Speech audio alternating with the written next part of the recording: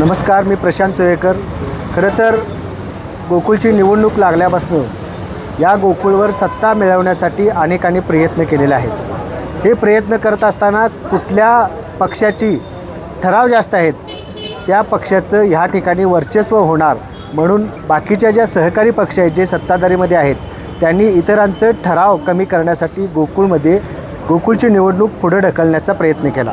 इतकंच नाही तर ठराव सभासद हे अपात्र करण्याचा सुद्धा प्रयत्न केला।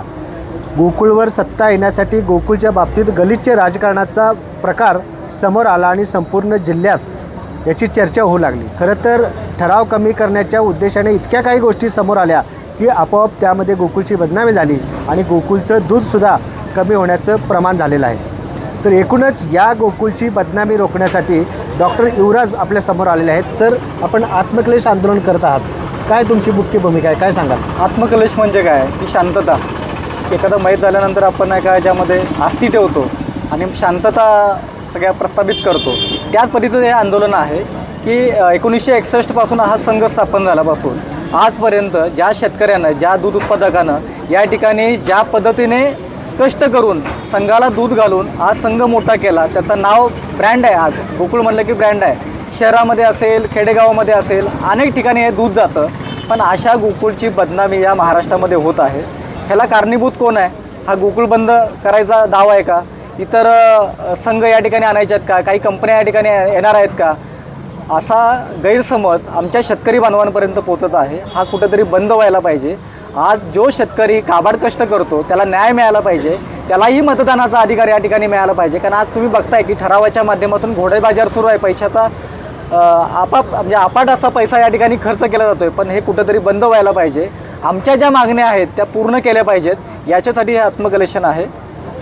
खरं तर सभासद अपात्र इथंपर्यंत ठीक आहे, ज्या संस्था अपात्र असतील, दूध पाहिजे तितकं किंवा पात्र तितकं पुरवत नसतील इथंपर्यंत ठीक आहे। मात्र हे दूध हलालचं जे काही प्रकरण आलं समोर, त्या खरं तर इतर राज्यातील दूध संस्थेच्या बाबतीत विचार केला तर ते प्रमाणपत्र असतंच, मात्र तो प्रकार समोर आणून गोकुळची बदनामी करण्याचा प्रयत्न केला। याबद्दल काय सांगाल तुम्ही? याबद्दल मला एवढंच सांगायचं की हलाल जे सर्टिफिकेशन आहे भारतामध्ये याला काही गरज नाही आहे, पण आपला ब्रँड जर इतर देशामध्ये जर आपल्याला न्यायचा असेल तर हलाल सर्टिफिकेट हे गरजेचं आहे।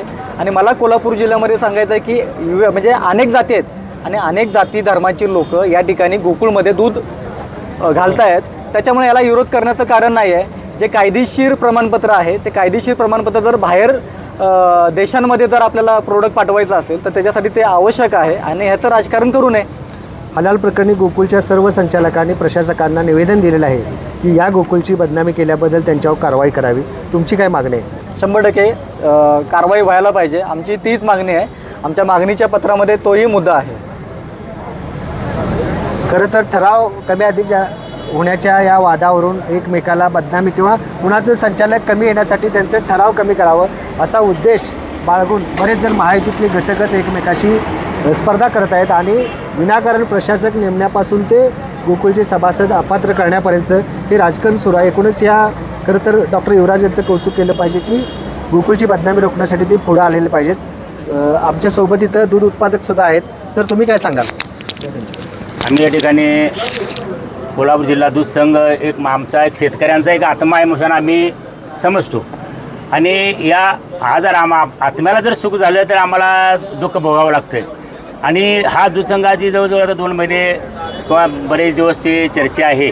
ही चर्चा होऊ नये, एक तर आम्ही काबाड करू पहाटे 5 वाजल्यापासून रात्री 10 वाजेपर्यंत दूध उत्पादनासाठी राबत असतो।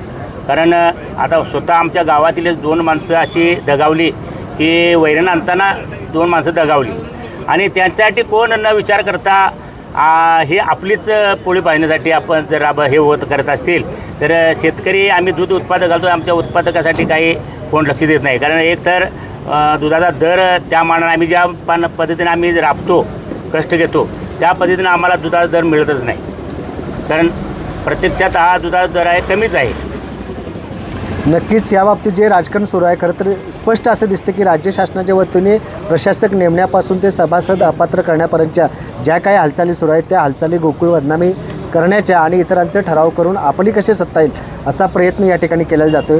दूध संस्था स्थापन करत असताना गावाकडे काय अवस्था होती किंवा दूध उत्पादकाची एक अपेक्षा असते की महिन्यात 10 दिवसाला त्याचं बिल यावं, एवढंच त्याची अपेक्षा असते. त्याचा उदरनिर्वाह चालत असतो. बाकी गोकुळमध्ये काय चालतं आहे याच्याशी काय देणं घेणं नसतं. मात्र गोकुळ हे दूध उत्पादकांना आधारवड झालेलं आहे. अनेक मुलांचे त्या ठिकाणी शिक्षण झालं आहेत. शेतकऱ्यांना हा पूरक व्यवसाय खूप चांगल्या पद्धतीनं निर्माण झालेला आहे आणि असं होत असताना गोकुळची बदनामी करणं हे चुकीचं आहे. डॉक्टर युवराज यांचं हे आंदोलन, या आंदोलनाची दखल घेऊन प्रशासनानं खरोखर बदनामी करणारे जी काही लोक आहेत त्यांच्यावर कारवाई करावी.